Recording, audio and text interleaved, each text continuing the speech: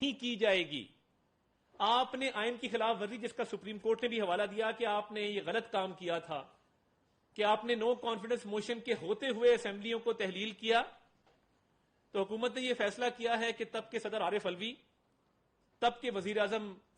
عمران نیازی اور تب کے ڈپٹی سپیکر قاسم سوری کے خلاف ریفرنس موو کیا جائے، اور یہ آرٹیکل 6 کا ریفرنس جو ہے یہ بھی کابینہ سے منظوری کے بعد سپریم کورٹ کو بھجوایا جائے گا۔ اور ہم یہ سمجھتے ہیں کہ یہ تاریخ کی سمت جو ہے اس کا درست تعین ہونا چاہیے، اور تاریخ کا درست ہونا بہت ضروری ہے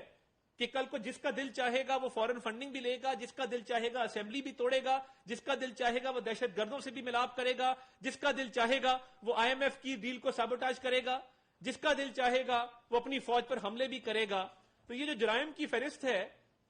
یہ اتنی بڑی ہے کہ آپ اسمبلی توڑتے ہیں اور آپ کو کوئی نہیں پوچھتا، اور آئین کی خلاف ورزی کرتے ہیں۔ تو ان تینوں اشخاص کے خلاف یہ فیصلہ کیا گیا ہے کہ ہم پروسیڈنگز چلائیں گے، اور کابینہ سے منظوری کے بعد یہ معاملہ سپریم کورٹ کو ریفر